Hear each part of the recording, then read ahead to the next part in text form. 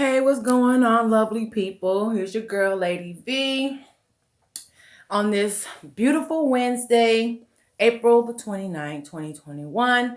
And I just came back to my temporary housing here in Santa Barbara. After being on my 1 week vacation, I left here last Wednesday, went to Atlanta, spent some time with my daughter, did some things with her, then I flew home to Dallas, stuck around there, chilled out, and so here I am today, back here and getting myself prepared for the week. Okay, it has been a very eventful time. I didn't do too much anything, just reflected, just kind of, recuperated from being and working, you know, every day. I kind of needed that, even though it felt like I was still working even on my vacation. But I'm glad to be back. I'm ready to start my third extension here with this facility that I'm working with. They are awesome. I love them. They love me. They actually want me to stay. But this is only temporary. Santa Barbara is a nice place. I know it is a tourist town. It's right next to the beach. But it's not my cup of tea. I'm more of a city girl, so my next assignment will be going into the city of LA. Okay.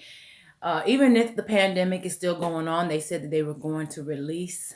It'd be like 100% capacity everywhere. You still have to wear your mask, of course.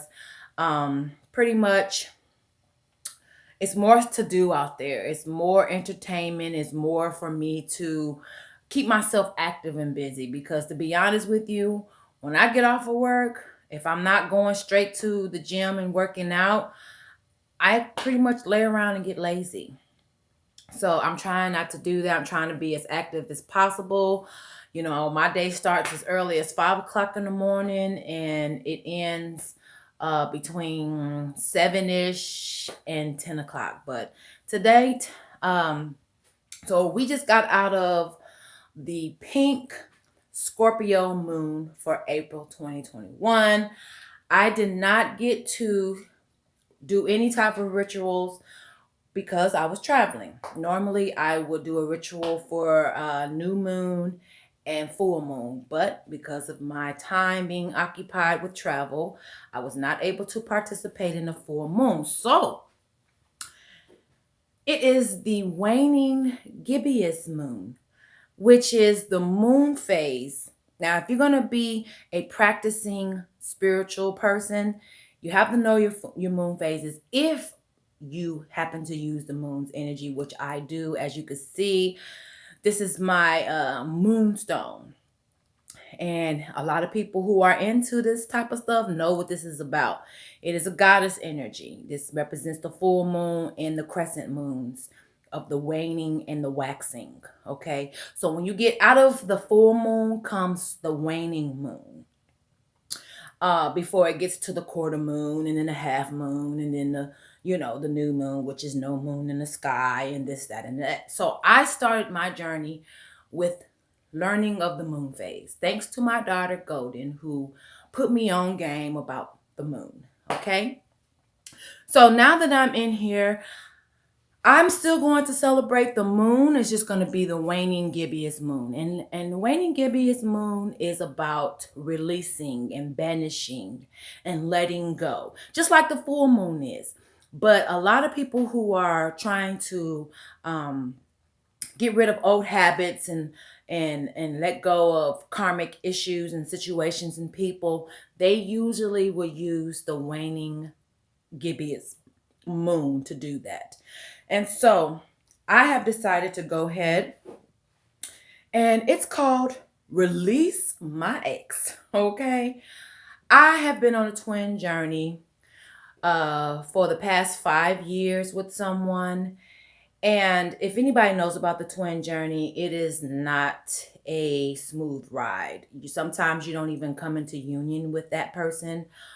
And they are here to teach you a lot about yourself and your healing and the things that needed to be reflected within yourself to let go and release of karmic debt.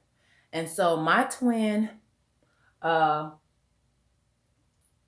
now, like I said, I've dealt with a lot of karmics, but my twin has to be released.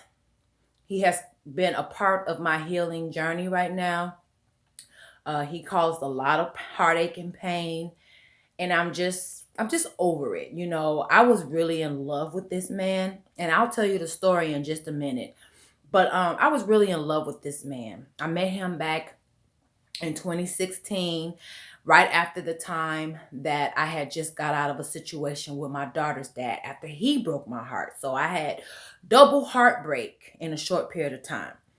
My daughter's dad, I've known him for, almost 20 years. This dude, I've only known him. It's been a total of 5 years, but if you really want to say how long it's been with us interacting, it's only probably been maybe a year or less. Most of the time, it was just learning lessons about this guy. And so after I got through the heartbreak with my daughter's dad, and me and God had that conversation, um, I was told about this man through several different people. One person told me from Facebook, told me that I was going to meet someone who was going to offer me something, and I had to make the decision on if I wanted to accept the offer. Kind of vaguely, but she told me about that. And then there was another lady that I met off of Facebook. Shout out to Ra Halima. I still keep in contact with her still to this day. She was, this is around the time that a lot of people started waking up in their spiritual journey. And so she has been practicing, like, giving like free psychic reads or pendulum reads, just to kind of enhance her psychic ability and things like that. So when she gave me a reading, she told me specifically about this man. She was like, he fine as hell. He's the one for you. He's the one that's supposed to come in, but right now he's in immature, and he's in the devil's energy and blah blah blah. But he is your guy, he is your man. And the only reason why she was able to really pinpoint him, because at that time when I contacted her, because usually when I contact psychics, I ask them for a general read. Just pick up on my energy, see what you get out of it. Because I don't always want to they don't want you to tell them too much anyways. So I told her a little bit, and then she picked up on the rest. And then I showed her, at that time I was dealing with two guys. I showed her a picture of one, and then I showed her a picture of another guy. And the second guy that she saw, she was like, yeah, that's him, that's him, that's him, that's the man. That's the one I was telling you about. She was so excited about it that she called me on Messenger and was telling me about it. Yeah, that's the one. That's the one that's supposed to come into your life. Y'all supposed to be together, blah, blah, blah, blah, blah, blah. So at that time, I didn't know because, he was aloof. He's been aloof the whole time. Not really giving me much energy unless it's sexual or passion or whatever. And, after a certain time frame of your lifespan, okay, sex is good or whatever, but if you're just giving it away willy-nilly with just anybody to satisfy a fucking physical need, you're still left empty, with a wet ass. No love involved, no attachments, no connections. And then you start feeling used. I mean, at least I do. I can't speak for everyone. When I was younger, all of that was fine and dandy, okay?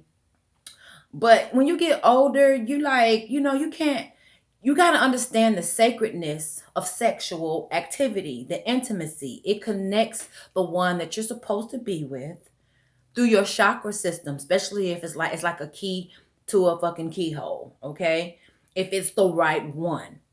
Most of us have connected ourselves with soul ties, karmics that are toxic as fuck, who ain't no good for us, who keeps us in drama, who keeps us, trying to figure out who we are, let alone who the hell they are, what they got going on. And I refuse. I am getting older.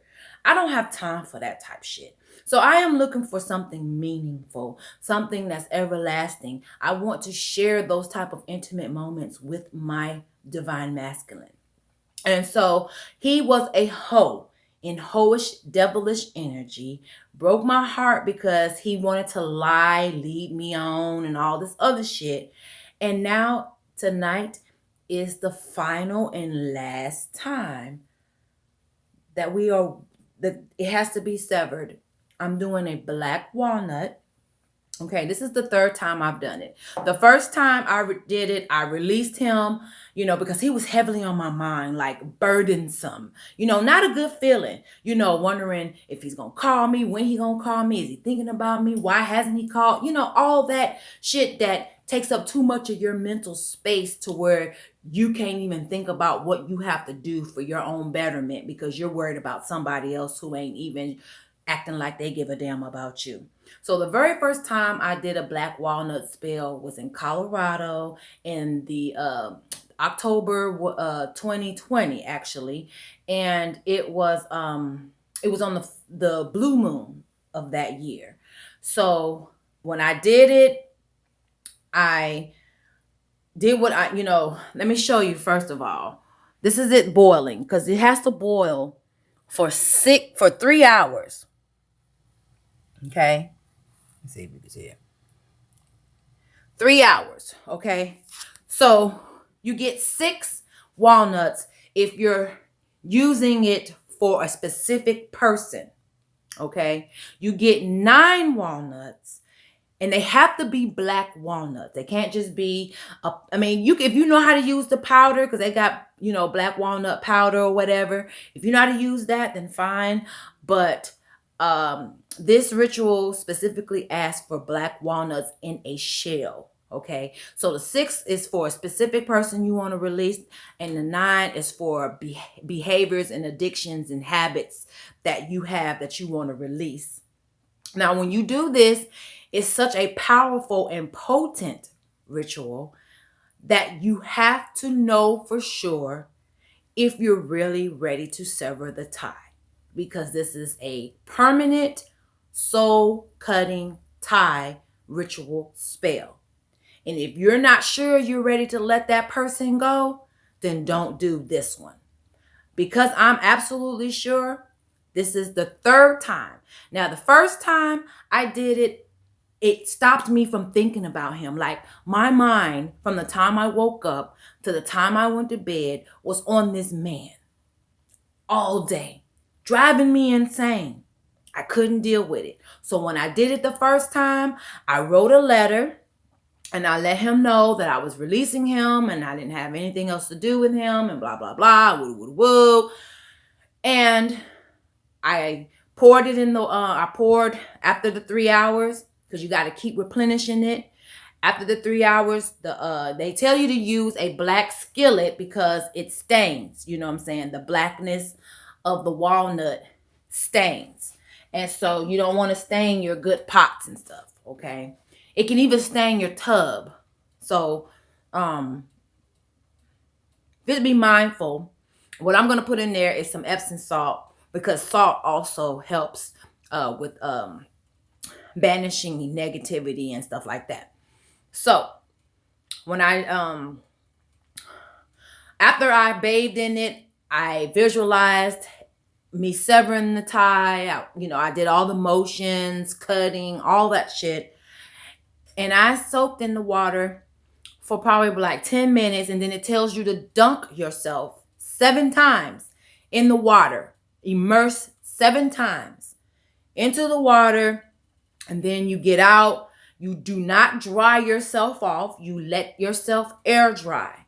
You get some of that water that you just bathed in, because you don't have to wash your body. But any ritual that you do, you should cleanse your body first, because spirit and them want cleanliness. Okay, they're going to help you. You can't be all dirty and funky and all that other stuff. So it would be best to probably rinse your body off, wash your body off, and then get into the water and do all of this. But anyway, so then after that, you take a scoop of the water, a pot, however much water you can take that you just got out of, and you go to a tree or a 4-corner stop, a crossroad, whichever one you want to choose. You go there, you throw that water, and you don't look back. So you walk up to the tree, you throw the water, you turn around, and you don't look back. You don't look back to see where it landed. You don't look back to see if the tree got hit. You don't look see nothing. You don't look backwards. Now remember the biblical part when Lot had to leave from Sodom and Gomorrah, and his wife looked back and she turned into a pillar of salt after she was instructed not to do so. Not saying you're going to turn into a pillar of salt, but it's kind of like one of those mind thinkings. You don't look back. Once you throw that water, you turn and you go on about your business, and then ain't no more thought about it. So when I did it the first time, it worked. My mind was not on him. It was free from him. And the only time I even think about this man is when I listen to Facebook tarot reads, because he's always in my energy. You know what I'm saying? And he bound me to him. He from Louisiana. So about them Louisiana dudes, they know about this shit. And they do bind women, just like the women bind the men. Okay? They know how to do that shit. So he told me, though, that he bound me to him. And I asked him, well, why would you do that? And he said, so I wouldn't go nowhere. So this selfish motherfucker wanted me to be bound to him until he was ready to come to me and think I was just going to just sit around and wait on him. And to be honest with you, during that time, I was waiting on him. That's probably why it drove me so crazy in my head, because I was sitting back waiting on him, waiting on his call, a text message, any of those things. And it was driving me literally in fucking insane. And I'm like, you're not gonna get my motherfucking mental space, nigga. I got too much goodness over here. I got too much wonderfulness within me that another person will enjoy and appreciate and would love to be around. Me sitting up here waiting on you? Oh, hell no. So that was the first time. The second, that was me using 6 walnuts. Now, the second time, I didn't really necessarily cut a tie with him, but I was severing any habits or addictions or mind frames or mentalities of low vibrational energy. I was trying to cut that out. So, because these things are attached to you. And if you look up on black walnuts, it has, the walnut tree and all that has a lot of banishing and healing capabilities. Anything from the earth is here to help us, okay? So anyway, so this is the third time, and I'm doing 9 walnuts again because I don't want to just banish him, but I want to banish him and anybody like him and anything that's inside of me that was attracting men like that to me. Okay. So I just wanted to give you a little background on that. Now, what I like to do, and it takes a while, this is where the creativity comes in. This is where I love to, spend my time and connect with spirit, is through my creative mind. Okay. So it takes a while to do this, to get real serious about this. But I just got in. So what I'm going to do is clear my space. Okay. First of all, I like to wash my hands because remember, spirit likes cleanliness. Okay. Not filth and funk and dirt and all that other stuff. So I'm going to wash my hands first.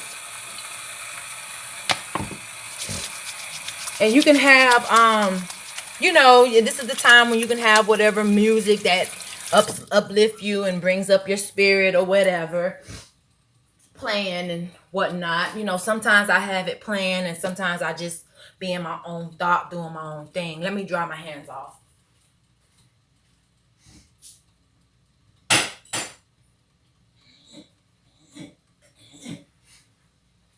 Okay, so this is where you do the sage or whatever bundle of flowers you use to cleanse your space, or Palo Santo, or whatever you're going to use. I have I don't want to set the alarm off, so I got the spray. And this is a sacred sage. Okay, smells really good. And what I like to do is just spray throughout the room, because I haven't been here. I don't know who's been here. So I'm clearing out whatever energy that I need to clear out. And at the time that I'm spraying, I'm saying stuff like, I clear all energies, negative thoughts, negative emotions, negative feelings, lack, doubt, debt, poverty. All of these things are cleared in Spirit's name. Ashe, ashe. I go in all spaces, spray it around, say it again. I release all negative energies. No negative energies can dwell here. I remove all negative thoughts, negative emotions, negative feelings. This place is cleared and clean with loving energies, prosperity, and abundance. So once you release and clear, you have to call into the house what you want. Okay? So this is my altar space. This is what I've been using as my altar space. And I have here with me a tablecloth that I normally do, to kind of put all my decorations on and kind of, protect their furniture, even though I've already kind of burnt it. They might charge me for that. But anyway, so I try to keep something on there. And then I use the tea light candles, because and it matters what color that you want to use your candles in, because white is purity and everything. And so usually I try to bring in the purity of whatever it is that I'm doing as a ritual, because I need those energies around me. And then I do stuff like, put little messages, because this is my my space and my dwelling for Spirit to come in and do what they need to do. Be grateful. I usually use these because I went to Dollar Tree. You can just go to Dollar Tree. I usually use stuff like this, the letters, because I write a little message out to Spirit. I usually say stuff like, thank you, Spirit, letting them know that, this is for you and thank you for what's to come. And then I have over here all my little witchery stuff, This is actual ocean water, okay? This is ocean water that I went across the street and got.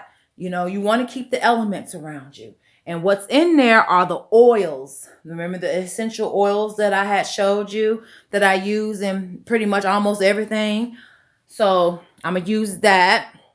And then I have, these are my old jars, my jars that I have to. So on the new moon, I make my jars where I'm planting my seeds. The full moon, I usually would release it, but because I wasn't here, I'm going to wait on the new moon again so I can replant my seeds again. Okay. I have candles, and I'm going to burn some black candles because black has to do with banishing and meditating on what it is that I'm doing. And so over here, I have my Florida water, okay? But I have different kinds. So usually when I get ready to do a ritual, the thing that I'm thinking about, whether it's a money ritual, a love spell, whatever, I use the different colognes, okay? I use them to anoint my altar space, whatever divination tools I'm going to use. I even bathe in it, okay? I just pour a cap full and it's done. Then I have my incense over here. Okay. My incense, let's see, frankincense and myrrh. You always want to keep myrrh and frankincense around, Now, it's important because in the Bible, for those who are Christians and transitioning out of Christianity, it says all through that Bible, when you go to Spirit loves frankincense and myrrh. They like good smelling stuff. They like essential oils and this is why you use these things. Because they favor it. They love the way it smells. And you're doing it right. And that's how you are able to be heard by Spirit and get your stuff granted, okay? And then I have a lot of miscellaneous things. Like these are my affirmations, and I usually have these on the mirror. So when I get up, when I'm getting ready for work, I stand there and I just read them and I look at them and, I say them out loud. And then when I come home from work or before I lay down and go to sleep, I do my affirmations again, And so actually, I am a master manifester. I hold the magician's energy and I manifest high vibrational people, places, things, and situations into my life. Now, I came up with that verse for myself because I am a magician. You know what I'm saying? Anything is in the palm of my hand. I can manifest whatever reality I want. Okay? And I've been manifesting my ass off. Okay? So I just manifested. And as you get done with your affirmations and what you have already brought into fruition, you can get rid of these things. Okay, it just gives you a little visual guide and keep your mind focused on it. Let me see if I can find what I just manifested. Let me see. Right here.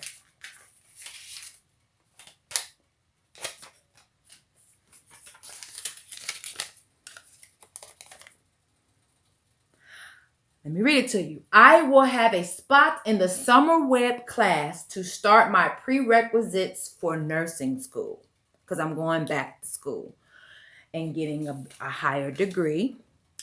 And last month, when I thought of this, there was no openings. It was full. Okay. And so I just kept saying it. And then guess what? Lo and behold, a class opened up for me. I was sitting up here thinking I was not going to be able to do a nursing class this summer, because I only have 3 classes to take. And 2 of them I've already taken and passed. But because it's a deadline and all this other shit, just a way to get more money. So I have to take 3 of my sciences. And then I can get into the nursing program again. So now that I've manifested this, I can get rid of it or keep it around because there's still 2 more classes that I have to take, which I've already come to grips with that I will be doing in fucking fall, which is fine. Okay. So I always keep live plants around me. Okay. Live plants, because you want to keep the 5 elements. You are one of them. You're spirit. And, whoever spirit team is, your spirit guides, guardian angels, whatever, ancestors, whatever, that's the spirit. Then you have fire, water, air, and earth. So that's my earth. I showed you my water. Even this is considered to be fire. Earth and water. I just love these. I get these all the time, And then I got my little bamboo plant, that's about prosperity and money, Now, I want to hip y'all to this particular brand of candle. You can use any candle you want, however. But this lady who has made this candle, The Conjure by Lala Inuti Ahari. That's her name. But anyway, I found her last year not last year. It was actually 2019. Okay, so I'm gonna do a part 2 to this because we're trying to keep this 30 minutes or under. So hold on and I'll come back to you.